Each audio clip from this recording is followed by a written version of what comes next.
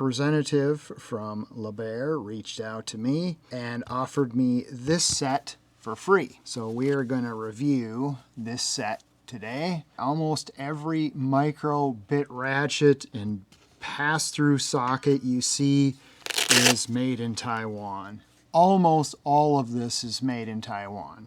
And you might think, okay, it's all made in Taiwan. It's 11 millimeter drive pass-through sockets. All this stuff is the same. Nope.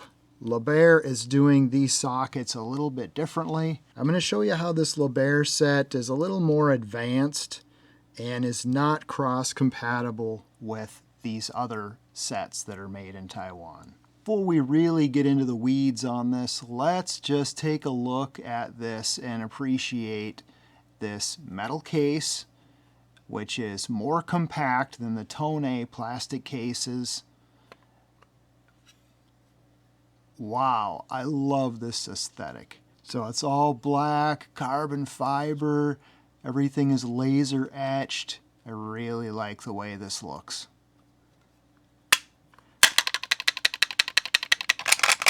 There were a few items in the case that were loose. So during shipping, a couple of these bits did come loose. This would probably benefit from a little piece of foam in here to hold this down. So if this is going to be thrown in a tool bag or something, just be aware that some of this stuff can be rattled loose. Hex 3, 4, 5, and 6, torques 10 through 40, security torques including torques 27. They're giving us the sockets 5 to 14. They're skipping 5.5, and they're also giving us the 11. Not sure why, because this is actually 11. In the Wera set, size 11 is missing because this is size 11. In both of these Tone sets, size 11 is missing because this is size 11, this is size 11, so they don't include the size 11 socket. So this is the first size 11 pass-through socket that I've got. And I suppose maybe it's not a bad idea if I decided to use this socket and drive it that way. Now I've got an 11. So then we've got Phillips 0, 1, 2, and another Phillips 2, and then Posi 0, Posi 1, and Posi 2. They did not include one of these adapters, although you don't really need it. You have a way to drive the bits, you have a way to drive the sockets. It might be nice to have an extension in here somehow. Let's take a look at this ratchet. So we can see here on the thumb wheel that this is a 1/4 bit reverbs gear. So if the back drag is a little too much, you just give a little twist on the 1/4 inch bit reverbs gear. Like that. Feels like a lot of back drag, but this thumb wheel is really nice, and I like this thumb wheel.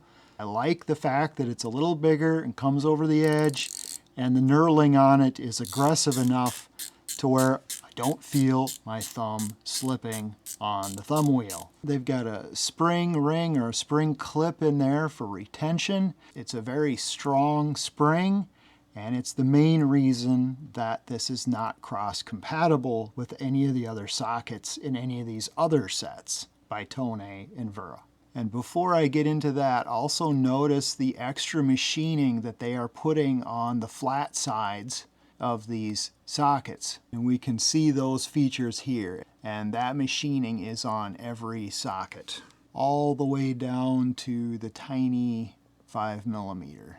So this is the typical offering. This is the same style of socket that's in the Wera set, that's in both of the Tone sets. The labeling on these chrome sockets varies, but the machining is all the same. You can see that LaBear has changed up the machining on these quite a bit, and they've changed it enough to where these sockets don't fit in the LaBear ratchet, and these LaBear sockets don't fit in the Tone ratchets or the Wera ratchet. Before I demonstrate the incompatibility, let me show you what LaBear has going for it. They have excellent retention in here. This is the strongest retention of the socket in one of these 11mm drive ratchets of any of these examples that I have here. After comparing these, I can tell that this one is the strongest of all these examples. The Tone ratchet and the Wera ratchet are identical except for the design of the handle. All right, you can see that tiny spring clip or spring ring in there. And the Tone is different, all right? So we can see that the offset is up closer to one edge, and they don't duplicate that on the other end. So they just have the one clip way out on one end, whereas LaBear is putting a larger, stronger clip right in the center of the ratchet. And then they also had to change the machining on the sockets to match. So the LaBear socket will lock in upside down, and it will lock in right side up. The Tone socket will only lock in right side up with the direction changer on top. If you go upside down and put the direction changer on the bottom, the retention wants to clip in here, and then here there's nothing. So it just doesn't really work. And the retention on this system is weaker. I would say it's adequate. I wouldn't say that there's anything wrong with this. It's just not as much as the LaBear. LaBear holds the sockets in there much better than these other systems. And it's reversible if that was ever needed for some reason. So what happens if we try to put the Tone socket in the LaBear? The detent catches right there, and I can't push it all the way in. It will not go. You could still use these sockets in the LaBear ratchet, it's just that you're not going to get that low profile clearance. This Tone set also has this adapter. This adapter doesn't have any notches on it for the clip at all, so this adapter doesn't fit into the LaBear at all. There is no cross compatibility here. If I absolutely jam this thing, I can probably get it to fit, but I don't want to do that. I mean, I'm pushing pretty hard on it. It's not going. It is not going to slide into that clip in there. And that's why I'm saying these other sockets are not cross compatible with this. These LaBear sockets are a little more advanced. They've got the machining on the sides there. How do they work in these other ratchet handles? Well, they get real sloppy because the detent doesn't match.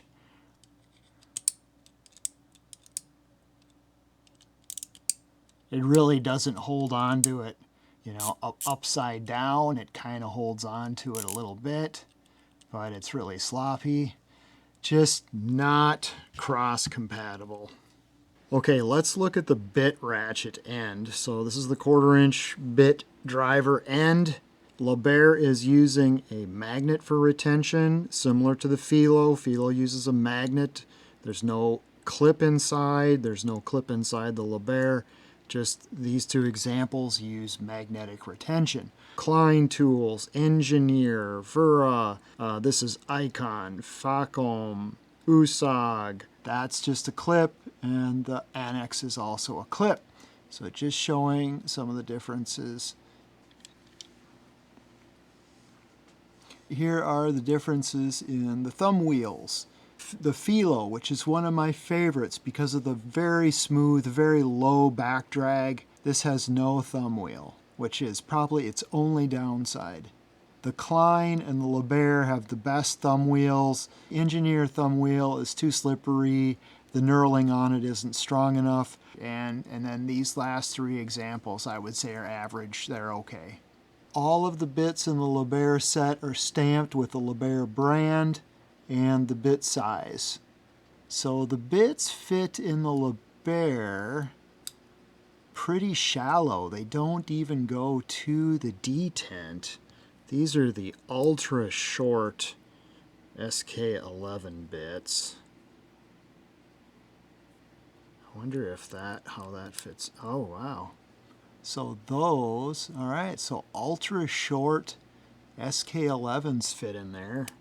I don't have a hole through the top. I don't really have a good way of getting that out of there. Gonna need a pliers to get that out of there. So here's the SK11 short bits, and these have some knurling out on the end. Those are actually nice in there. And they're easy to remove. Yeah.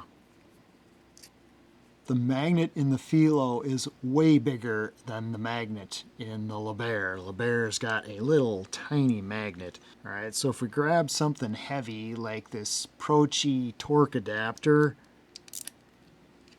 yeah, that kind of falls right out, whereas the Philo holds it pretty good for as heavy as this thing is.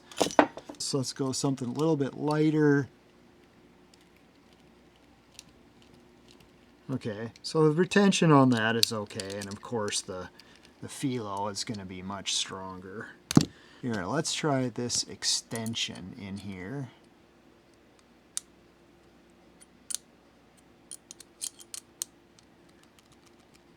Yeah, it seems a little bit weak with an extension in there.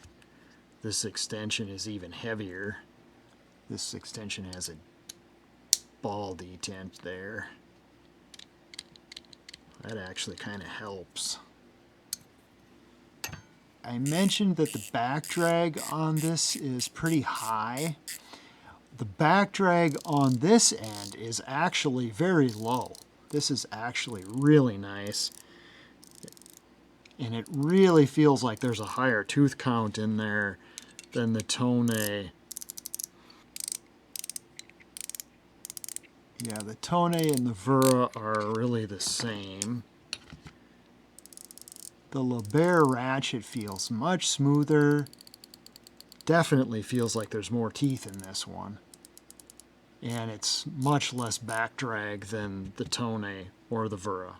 So this wrench end is really nice. Lots of back drag on the bit driver, but they put a good thumb wheel on there to kind of make up for it. So just a word about the black finish. You can see that where we've been testing it here, it's already starting to wear off.